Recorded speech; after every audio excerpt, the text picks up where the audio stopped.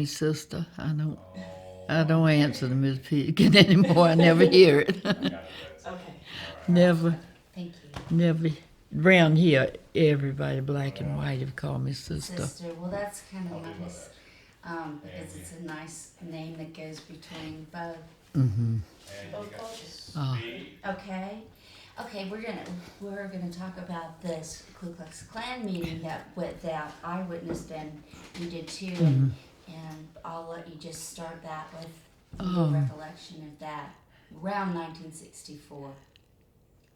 I had never seen a Ku Klux Klan rally, but we knew earlier that day that that was what was going to happen in that field because a great big cross was already built up. And it must have been covered with something so it would burn easily, but I don't remember that. But somehow word got around, and I lived in that neighborhood on the creek front of what is called Sunnyside area. And that's we lived there in the summer then. I was just a summer resident in those days. And so we were all very curious because none of us, we were all adults, but we'd never seen a Ku Klux Klan rally or meeting. And so I got my little boy to bed, and I think Jim was about 4 years old, but I got him to sleep and then sat on the dining room steps, and we could hear everything that went on out there. And I remember things like phrases like, "Men, if you love your wives and your daughters, you'll come up here and join, put your name on this list, and join us. If you love the women in your family," it's always about the women in your family, or in other words, the white women. And, well, I hate to say this, but it's God's truth. In those days, we use the word "pobucker" a lot. I don't ever hear it anymore. Say that again. Pobuckra.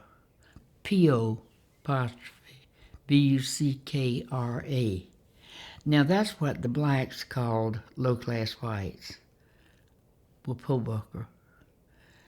And whites did too, for that matter, because I just heard the name all my life, and we had plenty of them around this community who were in that category. And so I remember that evening getting the impression that it was mostly that class of people who were out there. And I began to kind of connect the lower class of whites with things like the Klan in my mind. But I think that was perhaps true. And so that's really the only time I ever saw a Ku Klux gathering. Several times after that, through the years when I'd married Bill and lived at Fort Martin, Calhoun County, I can remember coming down the road and somewhere it was a country. It was a highway coming from there to here, but it went through lots of country territory. And I remember there was a field where more than once I saw a cross where they were going to have a gathering that night. I knew. And that's the only place I ever saw those crosses except that one here. And I'm glad that after that summer, I don't recall any more of that activity of Merle's in it.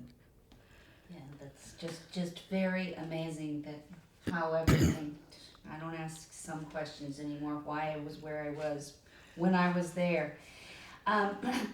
One of the things that I would like to ask you about, and I realize that you were born in 1928, and in 1928 is when Scarlet Sister Mary was written. Oh, yes. So this is just anything that you could possibly pull out that perhaps you'd heard Julia say surrounding that, or anybody else for that. Well, matter, I just think to hear one say, of the things that I remember about her start and that things. over. Okay, so just start so that I'm not talking. one, I called her cousin Julia. She was about a third cousin. So cousins did marry here in South Carolina, distant cousins. Um, and so I guess we had the same great grandmother, something like that. But then you never drop the word cousin. I mean, as long as you can claim them, you're a cousin. And so it was always a little embarrassing to call my mother-in-law cousin, but I couldn't change it. She was too old to call her Julia. I mean, I wouldn't have felt comfortable trying to do that, and certainly not Miss Peterkin. So cousin Julia would remain all those years that she didn't live that many years really after Bill and I were married, 4 to 6, something like that. But I remember that she told me, she said that there were lots of, she said there was no, the state newspaper had no mention of her when her first books were published. I guess Green Thursday was the first, yeah. And then it began to be said, so that she heard it too, that no Southern lady could have known the things that she knew about the blacks. But she said, Sister and Bill, I mean, Bill and her husband, she said, they would come in at lunch from the fields where they'd been all morning getting the work started out there, whether it was cotton picking or cotton planting.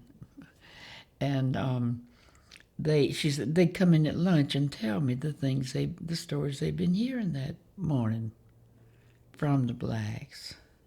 She said, that's how I knew those things. And on the other hand, I know from having followed her and living there that you had to pretend to be a nurse. You couldn't just be a wife on the place. You had to try to be a nurse. And many a time I was called out at 2 in the morning to some sick child. And it was kind of a tough position to be in because I'd wanted to be a nurse when I was young. And Mama told me I was too sensitive. She didn't want to see me try to do that. But anyway, I can remember dear Dr. Razor. He was an elderly man at the time, and the doctor who had been in St. Matthew's for years and years. And I can remember seeing Dr. Razor's, I'd call him at 2 in the morning if I had to, if I needed to. And he'd come flying out there that time of night to see a little black child who was ill. And so it was, somehow we really were you were close, families were close, black and white. And I was so blessed that was so when I married Bill and went there, because that's how it had been for me down here growing up. When Mama was hired to, during the WPA days, to write a collect folklore from the blacks for the Federal Writers Project, I had rheumatic fever, and the doctor just said she can't go back to school this year. So my 3rd grade that I missed was probably the best education I ever had because I was with Mama, going all around from outside Georgetown, from the country, all up and down Walcombe Neck and back into what we call the Freewoods area. And it was called Freewoods. I've been told several different things that it was called Freewoods because some of the plantation owners had given the land to some blacks, and it was free woods. And then I've been told that it was Freewoods because runaway slaves in those days could go there and nobody'd ever find them. So I don't know which is the true story, but it's still Freewoods. But anyway, in going with Mama, then I learned so much that I would never have learned in the 3rd grade. And it's probably really been very valuable to me because then after growing up with Mama and then going to live with my mother-in-law and my husband there at Lang Syne, I've had exposure to our black communities that a lot of people in South Carolina would not have been blessed to have, and I consider it a blessing because. Well, I was going to ask you about Mary Weeks. Now. Okay. Okay. All right. Okay. And Mary Weeks was who Scarlett's sister Mary was sort of loosely based Sure. on. And I didn't know Mary Weeks. I mean, of course, she was long dead Right. when I went there. And her daughters, Essie and Bessie. Mm-hmm. Did you happen to know either one of them? Essie was not, didn't have as much of a problem with the stories. She wanted Julia to possibly come and tell some stories, some Harlem stories. Oh.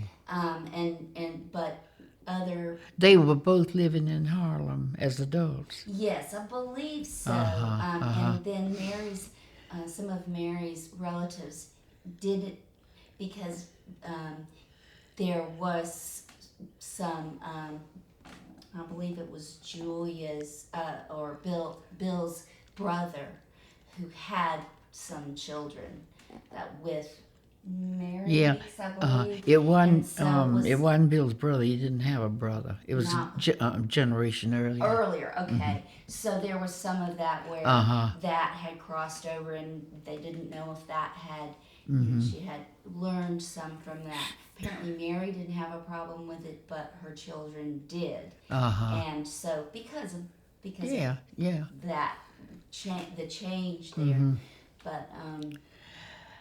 I didn't know if you had known any of those children. Only when there were a number of them from the north who would come back 4th of July more than any other holiday. But and I don't think I even really remember the names of the ones I knew. I knew a number who had gone north and just came back occasionally, or maybe sometimes to a funeral. The name that was associated was Seabrook. If you knew someone named Seabrook, that was what was in Susan's book. Oh, really? Now, why can't I? Because I told her so much of what she wrote. Yeah, well, she went back and and she did. Susan did a lot of research after. And I realize that this is And I'm sure I read what she wrote, but I wouldn't remember now. And did you ever remember Julia saying anything about about winning the Pulitzer Prize? She she sort of kind of passed it off in her talk when she was old. I mean, just in conversation, sort of passed it off as if, oh well, that was nothing. I mean, she didn't seem so much impressed with herself as South Carolina was. And then, of course, I think I told you, she told me that her name was never mentioned in the state paper when she had things published. So South Carolina had to come another whole generation later to appreciate her as a writer. And, and about the same time when I was a child, Mama was selling the same sort of stories to Scribner's and Mademoiselle. So Mama was so busy with us 5 children, she couldn't have done a novel. But she did sell short stories too. And so I think that my guess is that the talent from listening to the blacks and valuing what they had to say kind of ran in the family. Well, it's interesting that you bring that up because I think this will be a good time to just go ahead and explore the possibility that Julia may have, I mean, as just a hypothesis, is it possible that Julia from your mother's work or Julia was older than Mama. And so she had things published that would be more like Mama thought maybe she could write because Cousin Julia did. I mean, it'd be more like that. Mm-hmm. Now, I know that now she and Mama, of course, they bought a house from my grandfather, a little summer. It was the first house my grandfather owned in the inlet, little cabin.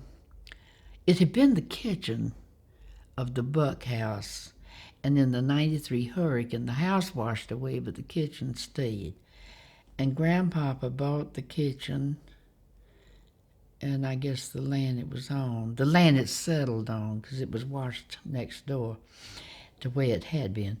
And from that kitchen, Grandpapa they built a little house in front of the kitchen.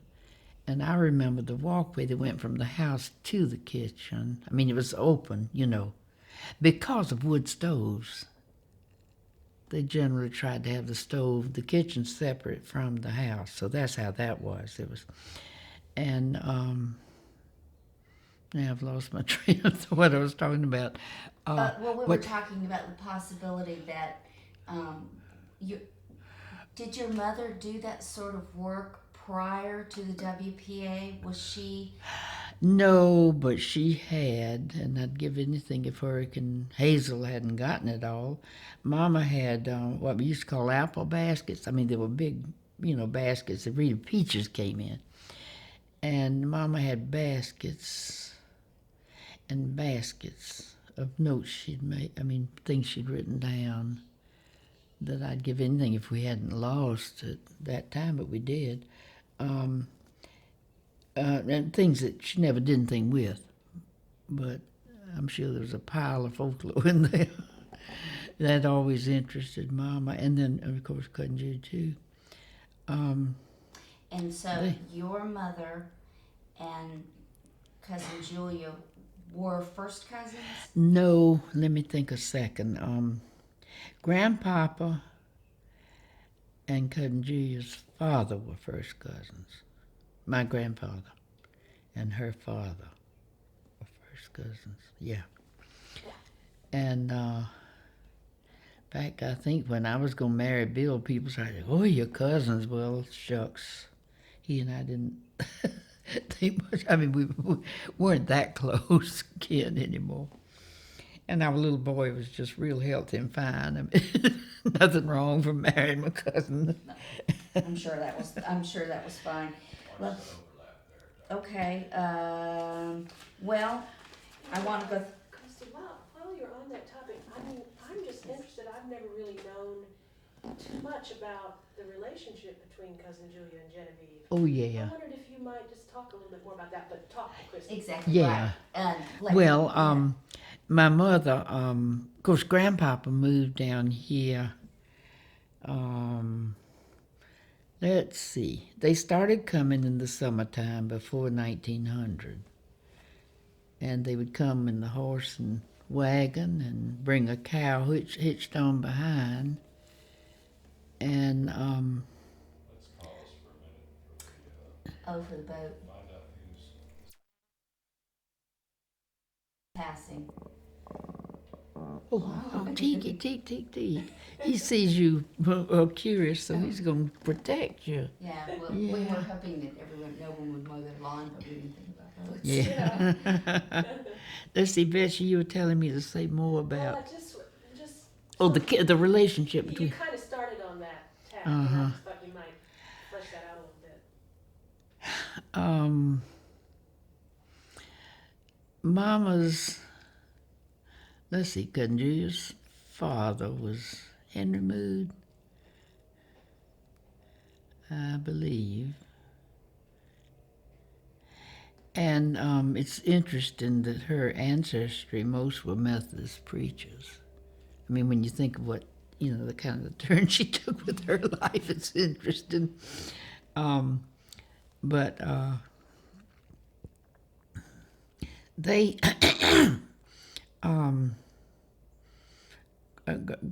Grandpapa, I think he and Henry Mood probably were first cousins. Well, and I'm sorry to keep interrupting. That's not known. Would they have spent time together? Yeah, Yeah. not Would Genevieve and Julia Oh. have Would they have spent time together? Oh, yes, Okay, yes, that's yeah. it. Now, Dr. Mood had the first ocean-going boat out of Merle's Inlet, and it was just a private boat.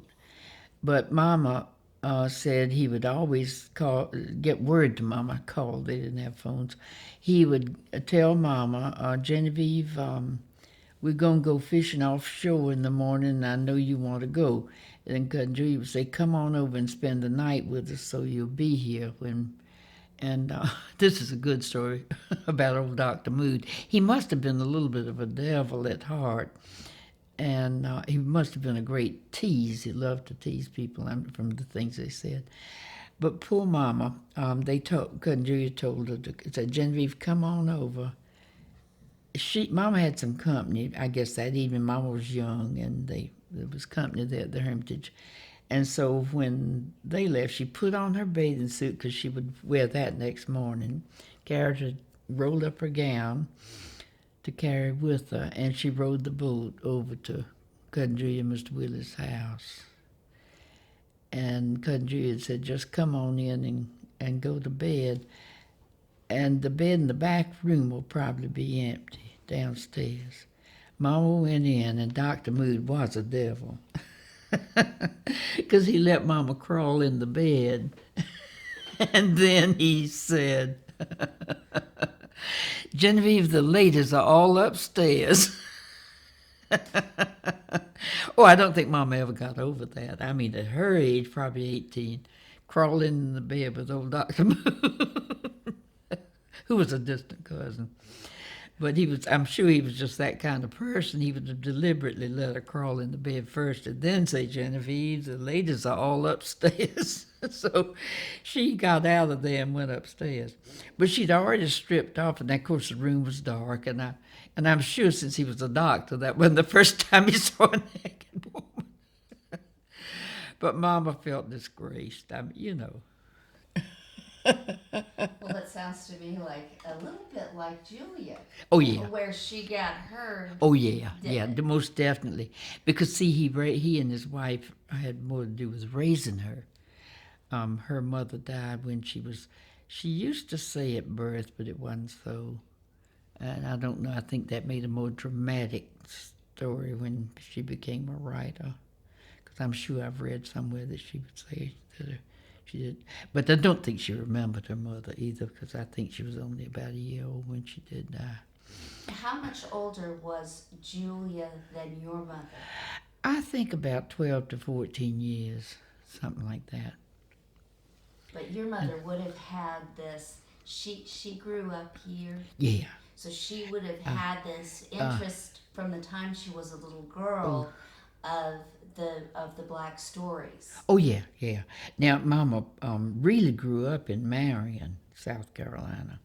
But they came here summers from when she could first remember, before she really remembered. Then Grandpapa bought the Hermitage, and they moved down here, I think when Mama was about 18.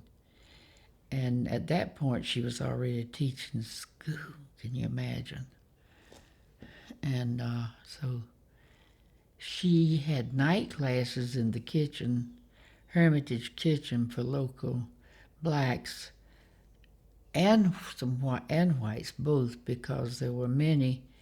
I guess in those days, well, I know when I came along a generation later, and I worked at the polls. When I first moved back down here, I sort of was in charge of running the voting polls when we voted here.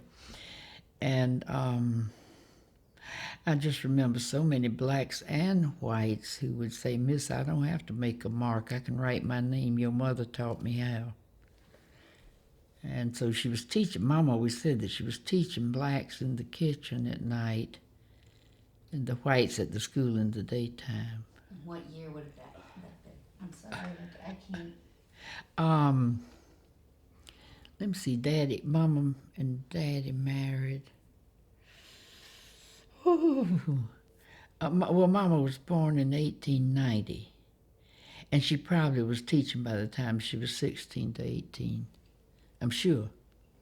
She went to Flora McDonald, but I believe it was 2 years. Yeah, I don't think she graduated. No, she went there 2 years, and her grandmother died and left Granny, my grandmother, some money, which Grandpapa sort of didn't have control over. And Granny sent Mama to art school in New York and then to England for art school with the money that she inherited from her mother. Okay. We want to tell us about her going? What did your mother tell you about studying in art school in New York and England? Well, a lot. I just can't really remember. She studied Dumas. The art teacher was Dumas in New York. And she said, when I was a child, my dear sister June, who never did value old things too much, June's a cleaner-upper and I'm a clutterer. And June played hell, but she burned up all sorts of things out of the attic at the Hermitage, papers Mama had kept from art school and everything, you know. I mean, it was just, June would go on a clean-up binge. And then when she married Ken, that dear boy was a Yankee, and he made her worse about cleaning up.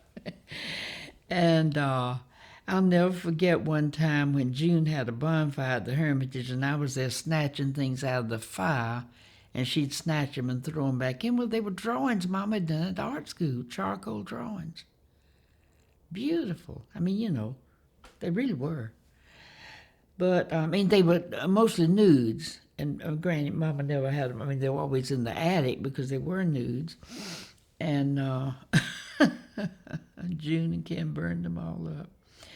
But, shucks. So she went away to art school. Oh, yeah. And then she came back. Yeah. To To Marion. Or to Marion. Mm-hmm. And yeah, by the time they moved down here, Mama had become a school teacher. So she taught the children down here. And then, as I said, she taught the blacks in the kitchen at night a little. Some of them learned to read a little. And can you remember how she got hired in the WPA project? yes, one of her best friends was in charge of the Federal Writers Project for South Carolina. And if I dig hard enough, I could come up with her name, but I can't right at the moment remember. They were friends in Marion when Mama was a child. This woman was older than Mama. I mean, not a lot, but she was like some years older. And so she was head of the Federal Writers Project for South Carolina. She knew that Mama had had some short stories published in, I think I told you, Mademoiselle and Scribner's, and so and then she'd known Mama all of her life, and so she really gave her that, caused Mama to be hired for collecting folklore down here, and in this Georgetown County, Horry County area. And then by the grace of God, I became ill when I should have been in the 3rd grade. And the doctor just told Mama, well, she can't go back to school this year. So that meant Mama had to carry, I mean, she didn't have to, but she carried, because Lily was there at the house with my 3 little brothers. But I'm so lucky because Mama carried me with her. And it's made all the difference in the world in my life. I mean, in my interest, you know, because I was going to around with Mama to black homes, mostly black. I mean, Mama was told to collect folklore, but then after all, who knew who had folklore around here? Not many of the whites, I don't think. And Excuse me. Would you tell Christy the story about the woman with the axe? oh yeah, she was gonna kill us. Yeah, tell Christy. We went to Freewoods one day. And we came riding up with John Lomax. That's when he was here. John Lomax. Did you know he came here? Well, he was here, and we came riding up to this house in the Freewoods. And, of course, a car would not have come to her house, if ever, not often. and she was one that Mama didn't really know, a black woman. But she saw us coming, so she went out on her porch, and she was sitting there on the porch, and she had her axe tucked under her skirt, and well, she may have known Mama, but it seems to me like we were sort of strangers to her for a few minutes, and then we got out of the car. She was there, and she didn't stand up, which generally someone would have done. And then I guess Mama walked up. There's a picture somewhere of Mama just when we had arrived there that was Lomax doing photographs then? No, who am I talking? Oh, Lord. The woman photographer from North Carolina came and did Bad Wooten. Wasn't she the one that photographed Betsy? Mm-hmm. She was here, and Mama was taking her around to get some photographs of these older blacks. And so, Mama knew who she was, and she knew who Mama was as soon as Mama said, "Oh, Miss Jenny, I've been take you for gypsy. Them gypsy come through here, and they thief everything we got. Take the chicken off the yard, the grape off the vine, pull up the things you got in the garden if they got a root on them. Them gypsies just ruin us when they come through here, and I've been take you for gypsy." And so I learned then that gypsies was a bad word. But we had a lot of them coming through it in those days, but not here. They'd go prey on these poor black people back in they probably would take the chickens and the eggs and whatever they could thief. Well, let's go back and talk about the Lomax. Did he do sound recordings? Yep, he recorded in the yard, and the needle cut the record. That I remember. Oh, sometimes, no. In the beginning, he put his recorder business balanced it or put it in the window there at the Hermitage. We were living at the Hermitage then. And why in the window, I don't really know. And then later, when they started recording a lot of black people, in those days, they were not invited to come into the living room and sit down. We recorded in the yard. And they would come, and I guess Mama gathered them up or got them to come. And I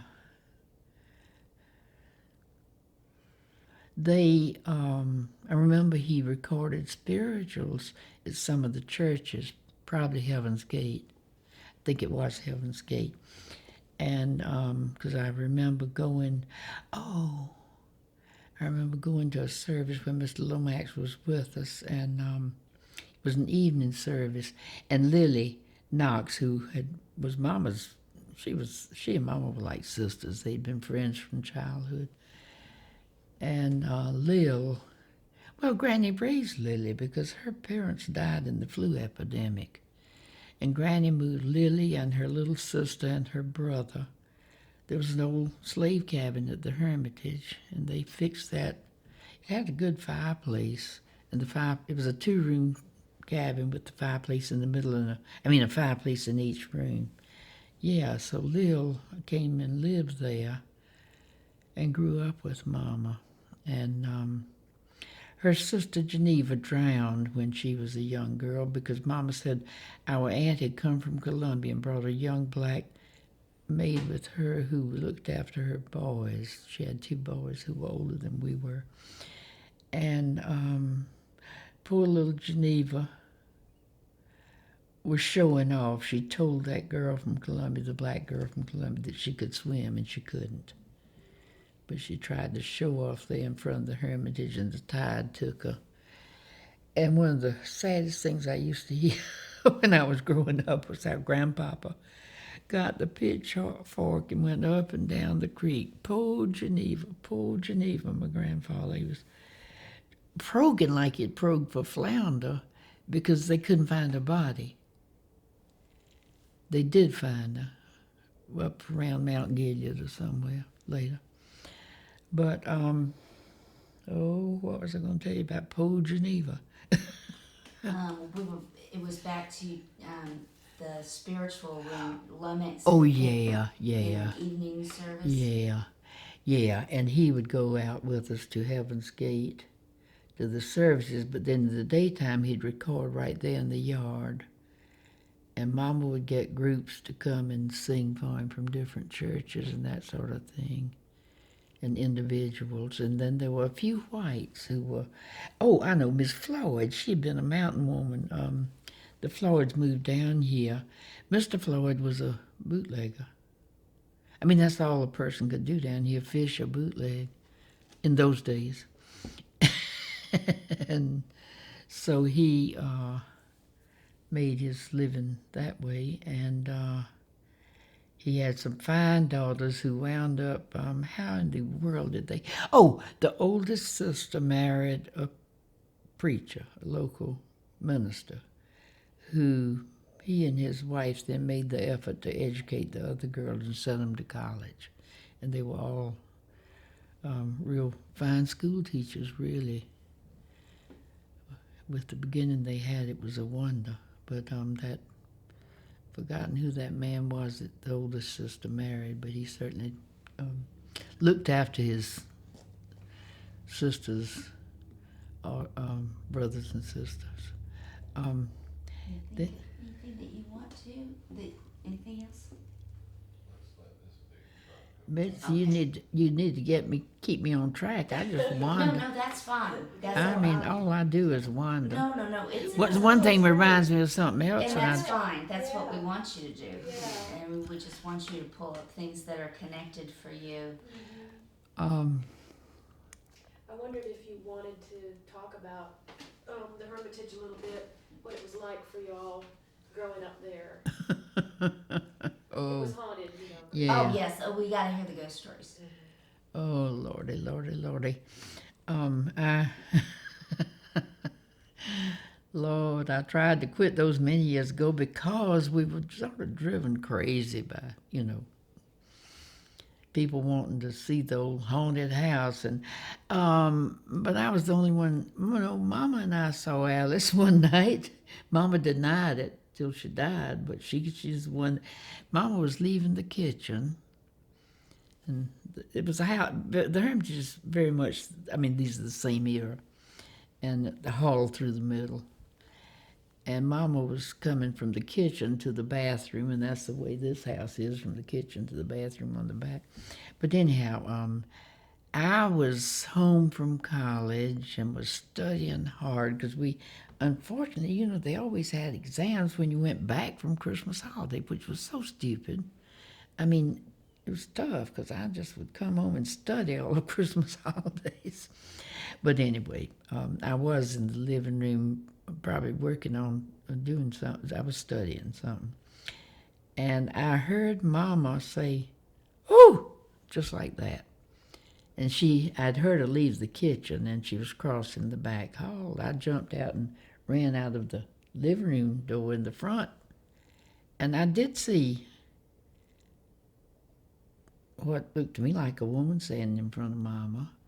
But then Mama had moved, after she said that little sound of alarm, June was here, still at home then. And Mama said, June? And she stepped toward the only bathroom was down here. So she thought June had come downstairs. And this figure just kind of sort of faded away into the wall in front of Mama.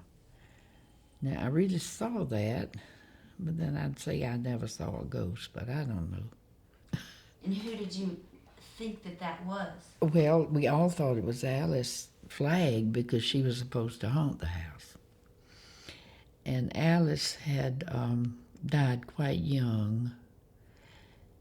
Her sweetheart had given her a ring which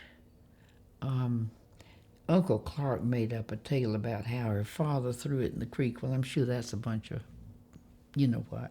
Because, I mean, after all, who's going to throw away a nice gold ring with some kind of stone in it?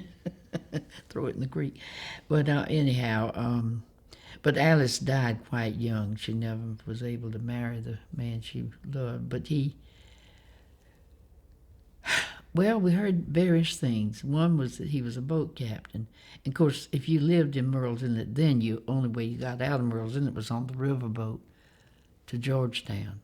And so she would have certainly known the riverboat captain, but he probably had a family at home. I mean, I don't know really, but she's supposed to have had a sweetheart who, and she died of a fever at the Hermitage. And she was, well, when I was growing up, all my cousins referred to her as the White Lady. Everybody in the family claimed to have seen her, but I don't think most of them ever did. But that's how. Would we like to take a break and let you get a drink of water? I'd like to get 30 seconds room tone if we could. Okay. Let's all just be real He quiet just wants to be for 30 seconds here. 1 second here. So. just around him. We never even thought of him.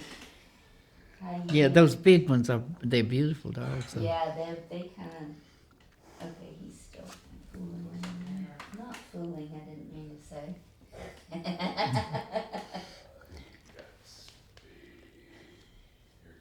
Okay.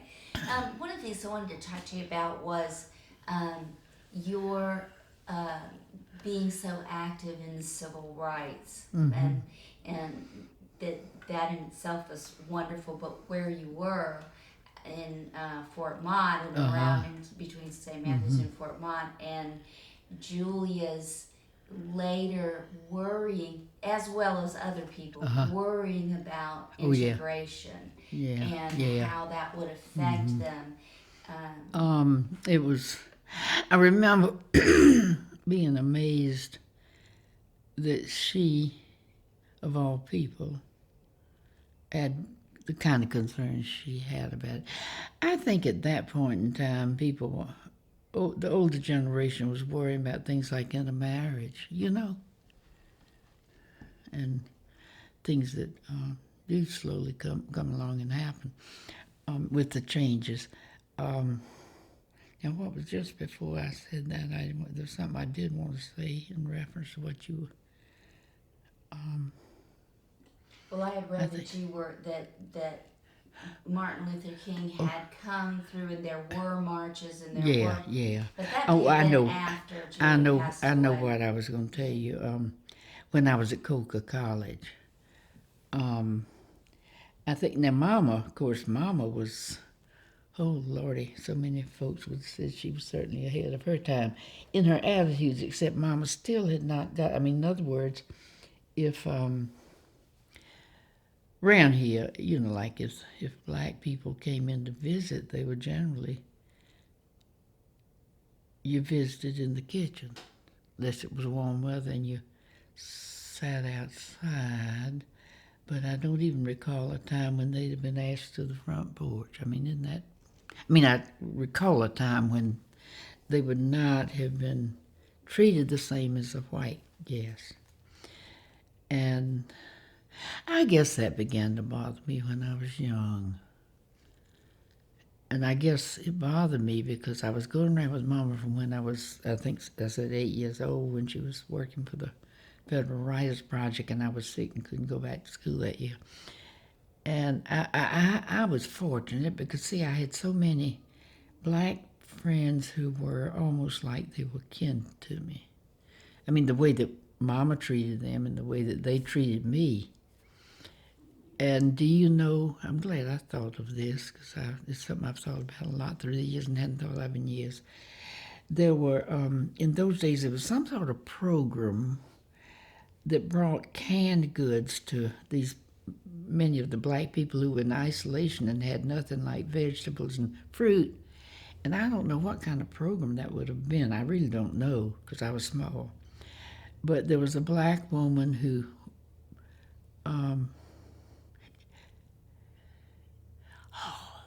Aunt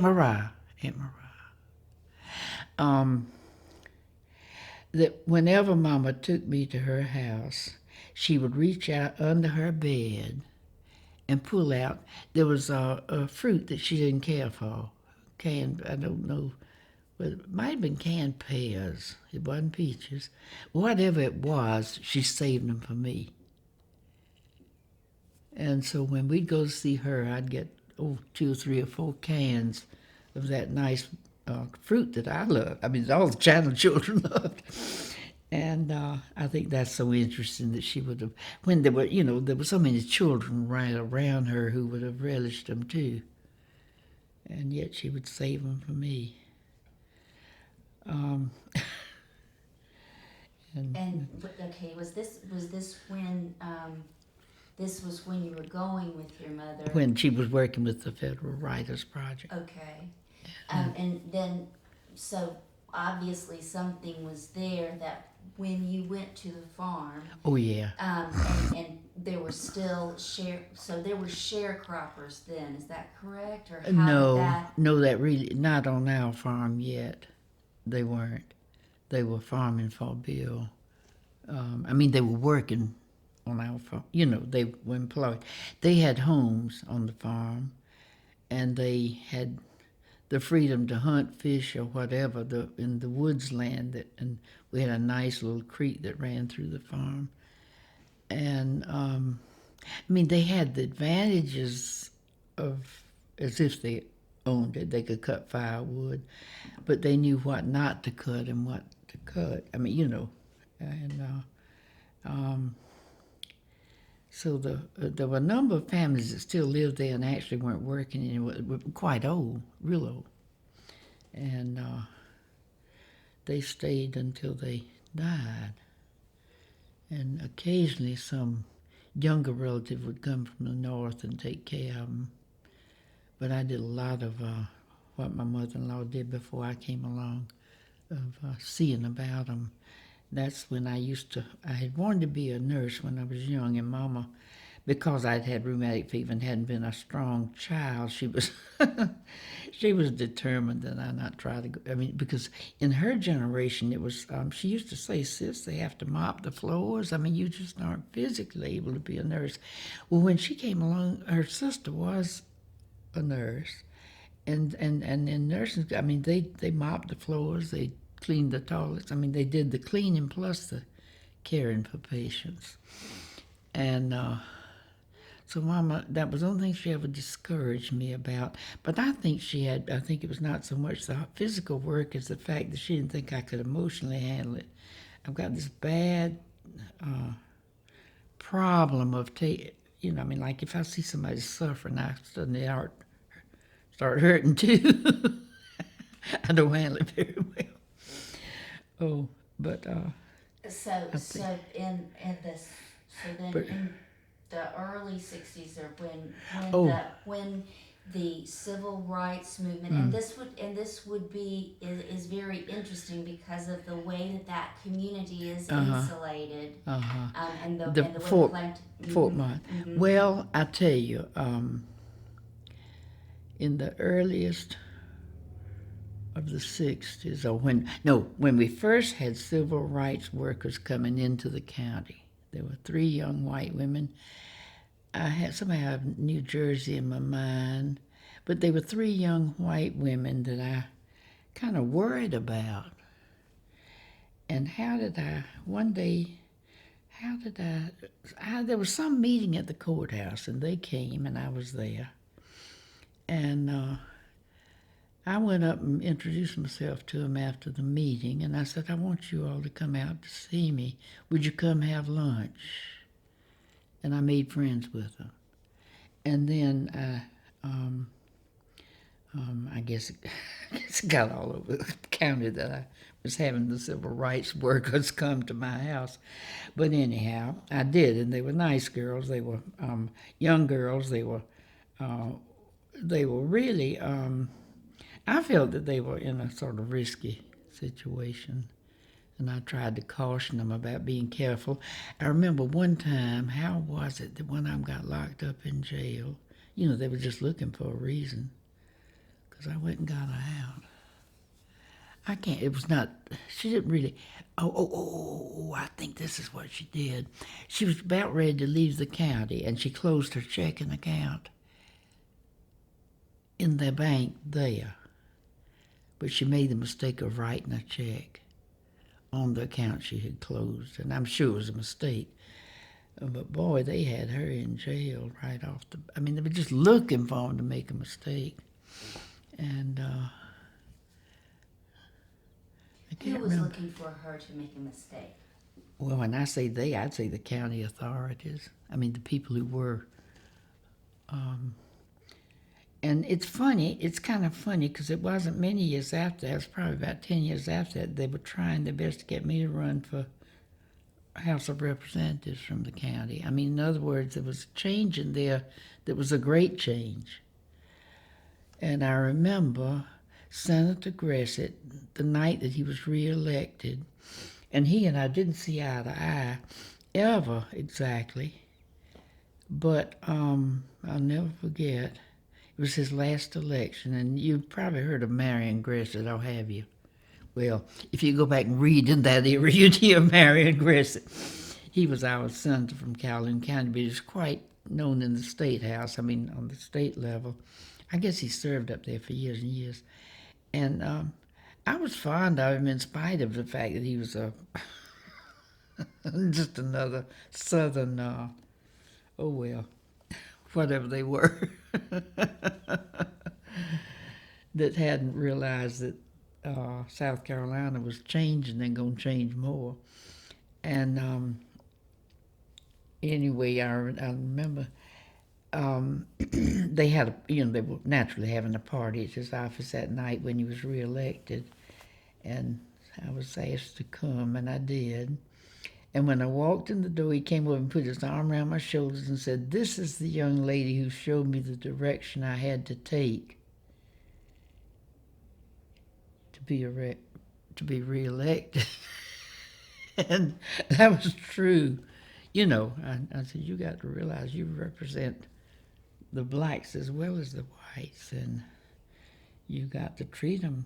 Yeah, I mean, it was just, anyway, we used to have some, I remember one of the first times he and I had a conversation, it was in a meeting with who would have been there, probably the county delegation. I don't remember who else was there, but it was some kind of a meeting.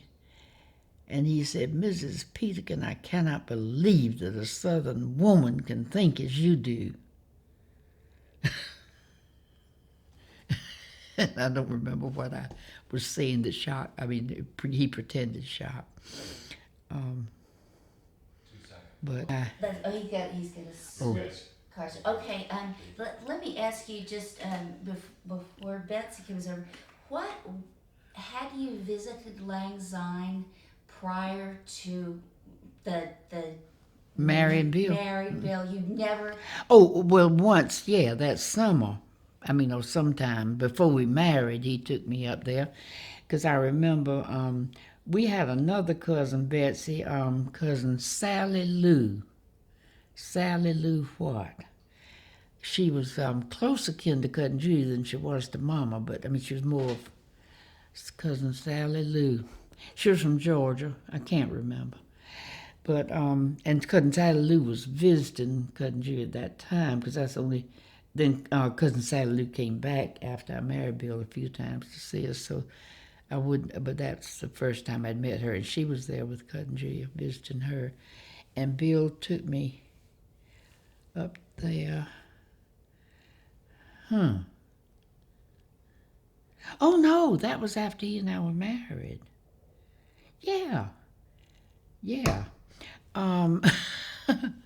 We got married. My mother was with us, and that was it. And Mama was, even though Bill was older, she was not, she was so fond of Bill from when he was a little boy that she couldn't help but feel like it was okay. But, yeah, we got married in Georgetown, and the minister called the minister who was at Fort Mott and told him that he had just married Bill and me.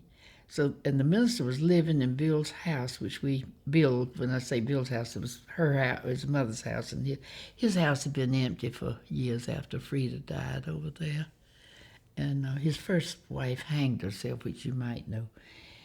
And so it was always sort of like a dark cloud over the place. And so the minister living there was probably a good thing for the family, because Bill told me he'd never been able to go back in the house. But he was fond of that minister, Ken Donald. I couldn't think of Ken's name. Ken Donald and his wife. And then Conju was very fond of him. And because I imagine she'd had she was older then, and she wasn't getting in the car and driving to Columbia and things like that. And so I think that they meant a lot to her as neighbors. But that's not what it's hard to tell you. Well, I just wanted to get your when you drove up and you realized that you were going to be out in this. Well, see, I'd never lived anywhere but Wachasaw and the inlet. So that was not. The fact that it was country didn't bother me in the least. I don't remember ever once thinking. See, Daddy farmed at Wachasaw, and no, I don't think that bothered me at all. And I don't remember thinking that it did. And I think, down here we didn't have, there was no great social life going on here. So I hadn't grown up. I think June said if she ever got out of Merle's Inlet, she'd never come back.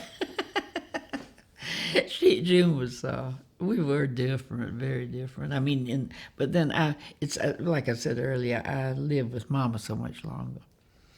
And I was certainly more mature when I left here than June was when she married at 20 and left. And then she would come back in the summer with her children, but that was about it. Mm-hmm. So when you came to Lang Syne, and it didn't seem like it was that different from here, but then you were living with. It was different in the black-white relationships that I was accustomed to down here. Because you see down here, though we had, like Lily worked for Mama until Lil was too old to work. And in fact, Lil died of cancer. Mama and I made an arrangement with the doctor. We could get the painkiller for her, the shot, something to give her shots.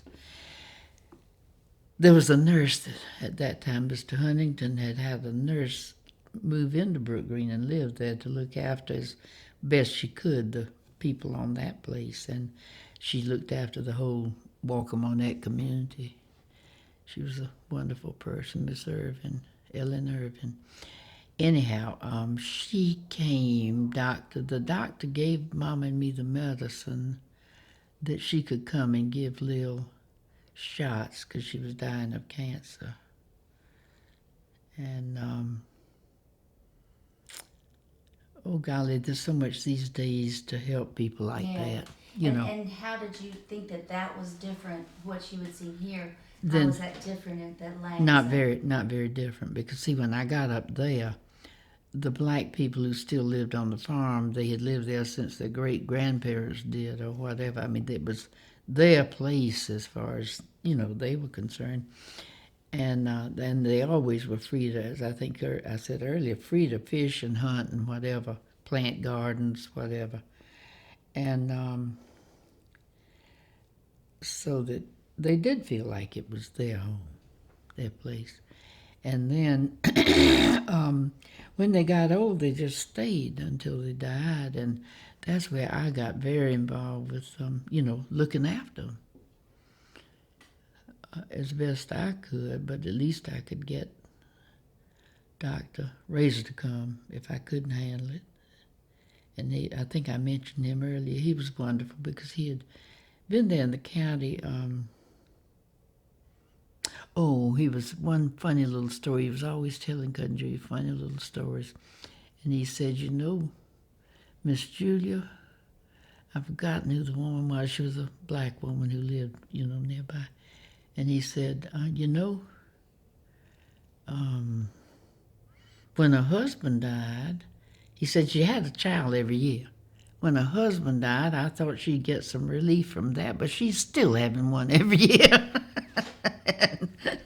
he was, he told funny little tales.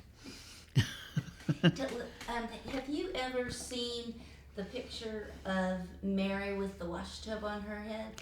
I don't think so. Not that I can remember right now. It wasn't in Susan's book, and I wonder where. It wasn't. I wonder where it is. I know it was published with Scarlet Sister Mary, and was they considered. I don't think I ever saw Okay, that. I just wondered. I don't recall it. Well, you can come over if you want to now, and we're gonna let Betsy interview before. I don't know what, I mean, you've covered a lot of You think? territory, yeah. I mean, is there anything in particular that you felt? Where you decided, when you decided to write, or what spurred you to,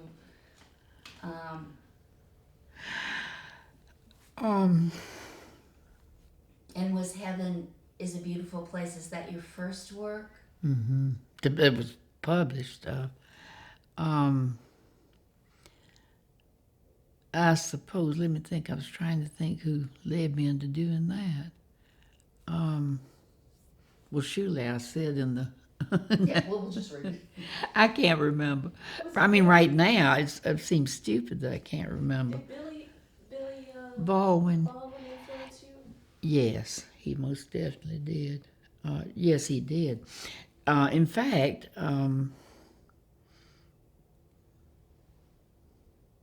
is he listed as a co-author or something in that book? Yeah, because he came here.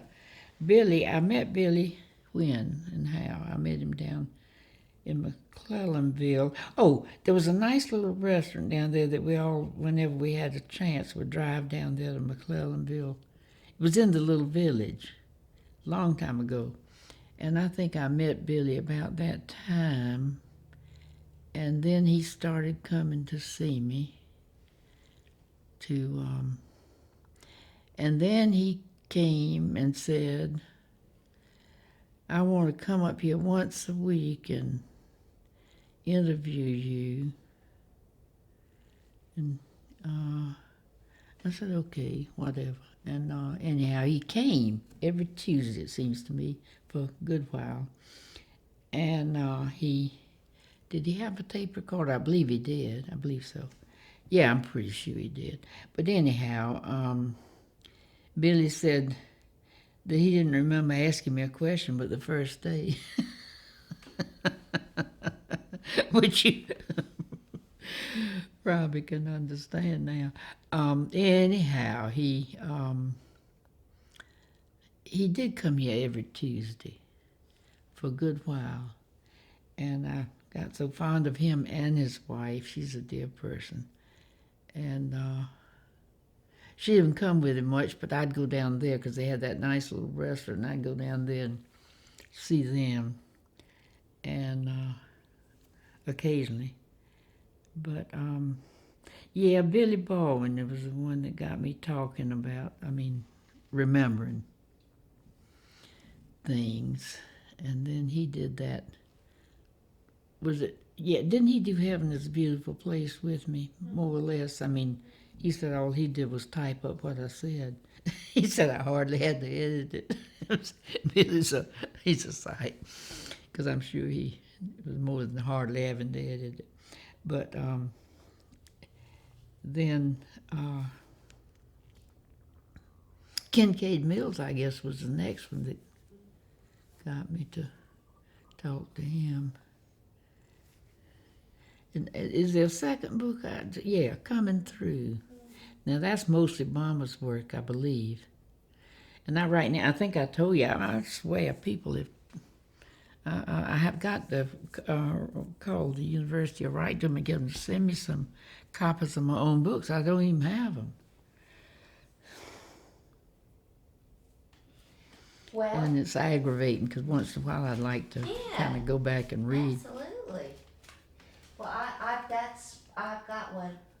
Well, I think, You think so? yeah, I think you've really covered a lot. I was just thinking that with all my babbling and talking, I've never said a word about Daddy. But you know, I was 8 when he died, and he was all of us little Chandler children remember him as a loving person. You'd crawl up on his lap, and you know, but we didn't really know him like we did Mama. It was kind of a matriarchy. She Yeah. never married again? Oh, no. God, 5 children? Who would have wanted to marry her?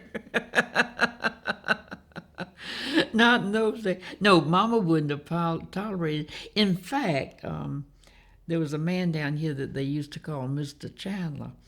The whole neighborhood called him Mr. Chandler because he came to see us so much, but he wasn't coming to see Mama. What he was doing was coming and sitting with Mama when June went out on a date. Poor Mama was frantic in the beginning. I mean, there were always soldiers from God knows where, mostly Yankees, and she married one. But anyhow, Captain Buck would come over here and sit with Mama till June got home because he knew how Mama was fretting. And then the inlet people began to call him Mr. Chandler behind Mama's back. Oh, Lord. But he was a dear man. He was Baruch's boat captain, his private yacht. And Captain Buck had grown up in New Jersey, but he married a Merle's-in-it woman. She was killed in a car wreck many, many years. Well, it was the year that I was in bed all the time with rheumatic fever because Miss Buxton, I'll never forget that dear little lady. Every day on her way to the post office, she would bring me something. It might, I remember I had a little doll that was a whisk broom. She was a beautiful little china doll with the whisk broom was her skirt. It was lavender, and she had I don't know so many things that you remember from childhood and wonder what in the devil happened to that. And I don't know. Wish I did know. But she was such a sweet person, and she'd bring me some little things she'd cooked or something just every blessed day. And then she got the church women. This was wonderful. She got the church women to fix me a box that went 2 weeks with 14 little gifts down in there and strings attached. And they had a date, when every day I could pull one out. I've always thought if I know of some child who's stuck at home for a long illness, I'm going to do that, but I've never done it. And that was the most wonderful thing. That was fantastic. Yeah. For a little girl, 8 years old, it was. Yeah. That is a great. Yeah. Okay, I think so. okay.